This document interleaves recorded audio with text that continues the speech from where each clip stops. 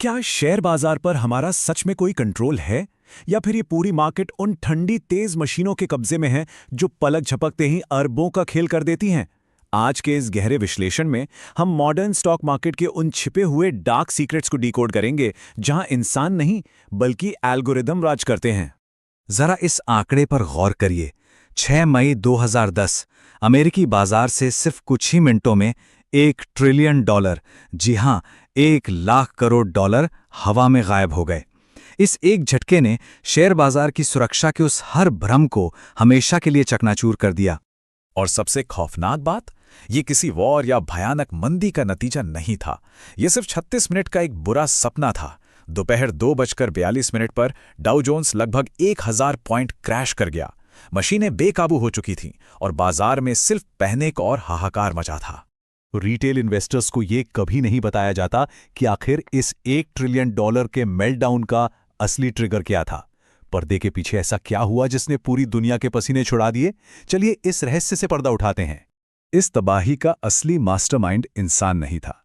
2010 तक बाजार के कुल वॉल्यूम का 50% से ज्यादा हिस्सा हाई फ्रीक्वेंसी ट्रेडिंग यानी HFT के कंट्रोल में आ चुका था। बड़े बड़े सुपर कंप्यूटर्स हर सेकंड हजारों ट्रेड्स मार रहे थे और इंसान बस तमाशा देख रहे थे। यही एंट्री होती है स्पूफिंग की, शेयर बाजार की सबसे गंदी और चालाकी भरी चाल। इसमें मार्केट में नकली ऑर्डर्स का ऐसा मायाजाल बिछाया जाता है कि बाजार को लगे बहुत बड़ी डिमांड या सप्लाई आ रही है, और जैसे ही कोई असली ट्रेड होने वाला होता है, ये ऑर्डर्स 1 सेकंड के 1000वें हिस्से में गायब कर दिए जाते हैं। ये ट्रैप बिछाया कैसे जाता है? बहुत सिंपल है। पहले फेक ऑर्डर्स डालकर एल्गो को बेवकूफ बनाओ, फिर उल्टी दिशा में असली ट्रेड मारो और नकली ऑर्डर्स तुरंत कैंसिल कर दो। इसी चाल से अपने बेडरूम में बैठा नविंदर सिंह सराव जैसा एक अकेला ट्रेडर बिना किसी बड़े फंड के पूरी दुनिया के मार्केट को हिला सकता है। स्मार्ट मनी क्या जानता है? पर्दे के पीछे चल रही इस खामोश रस्साकशी में बड़े इंस्टीट्यूशंस के पास ऐसी कौन सी जानकारी है जो आम रिटेल ट्रेडर्स को भनक तक नहीं लगने दी जाती? इस रस्साकशी को डिकोड करते हैं। एक तरफ है रिटेल ट्रेडर जो भावनाओं में बहकर टॉप और बॉटम पकड़ने की कोशिश कर रहा है, और दूसरी तरफ है स्मार्ट मनी यानी बड़े इंस्टीट्यूशंस जो कोल्ड डेटा और मैक्रो इकोनॉमिक फंडामेंटल्स के दम पर मार्केट की असली डायरेक्शन तय कर रहे हैं। और यहीं बिछता है सबसे बड़ा जाल, जिसे सेंटिमेंट डाइवर्जेंस कहते हैं। जब रिटेल भीड़ हर गिरावट पर खरीद रही होती है, उसी वक्त स्मार्ट मनी चुपचाप अपना माल बेचकर निकल रही होती है। बड़े इंस्टीट्यूशंस रिटेलर्स के स्टॉप लॉस को अपने रॉकेट के फ्यूल की तरह इस्तेमाल करते हैं। 90% लोग ये गलती करते हैं, लेकिन सवाल ये है कि क्यों? आम इंसान बार बार इन बड़े क्रैश में अपनी गाढ़ी कमाई क्यों गंवा देता है, और इन इंस्टीट्यूशंस को लिक्विडिटी क्यों प्रोवाइड करता है? इसके पीछे एक गहरा मनोविज्ञान है। बिहेवियरल फाइनेंस इसका सीधा जवाब देता है। जब मार्केट में उथल-पुथल होती है तो इंसानी दिमाग लॉजिक भूल जाता है। अति आत्मविश्वास, घाटे को ना मान पाने की जिद और फोमो के चक्कर में भीड़ के पीछे भागना, यही वो बायस हैं जो हमसे गलत समय पर सबसे गलत फैसले करवाते हैं। डेटा और रिसर्च बिल्कुल साफ है। 2008 का फाइनेंशियल क्रैश हो या कोविड-19 का पैनिक, जब रिटेल इन्वेस्टर्स डर के मारे अपना पोर्टफोलियो खाली कर रहे होते हैं, तब इंस्टीट्यूशनल इन्वेस्टर्स अपने डेटा और सिस्टमैटिक स्ट्रैटेजी के दम पर खामोशी से अपना खेल खेल रहे होते हैं। लेकिन असली खेल यहां शुरू होता है। जो अमेरिका में हुआ, क्या वो आज हमारे अपने भारतीय शेयर बाजार में हो सकता है? क्या दलाल स्ट्रीट पर कोई ऐसा साइलेंट टाइम बॉम्ब टिक टिक कर रहा है? ये आंकड़े दिमाग सुन्न कर देने वाले हैं।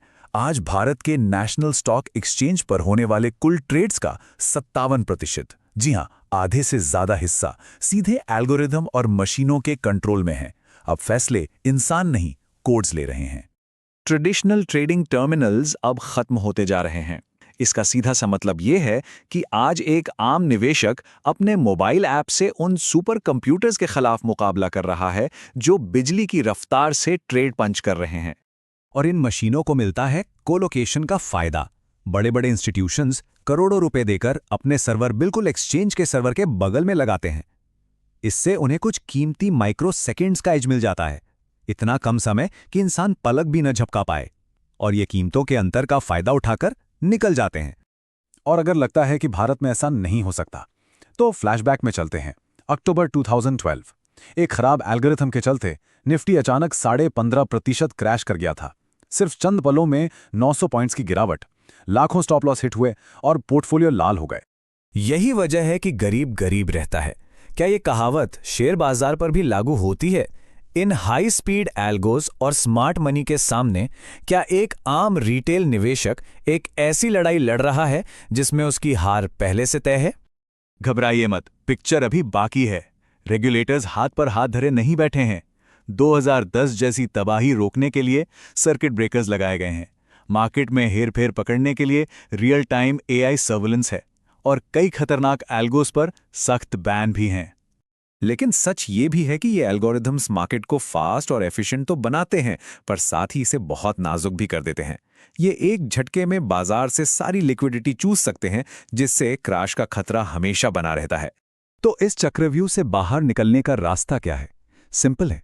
इमोशंस को कूड़ेदान में डालिए और डेटा को अपना हथियार बनाइए। सेंटिमेंट इंडिकेटर्स का इस्तेमाल करके स्मार्ट मनी के खिलाफ खड़े होने के बजाय उनकी लहर पर सवार होना सीखना होगा। मशीन संचालित इस अखाड़े में आपकी सबसे बड़ी ढाल कोई महंगा सॉफ्टवेयर नहीं है, वो है आपका extreme discipline, solid risk management और पैनिक में भी शांत दिमाग से फैसले लेने की क्षमता। अंत में बात यहीं आकर टिकती है।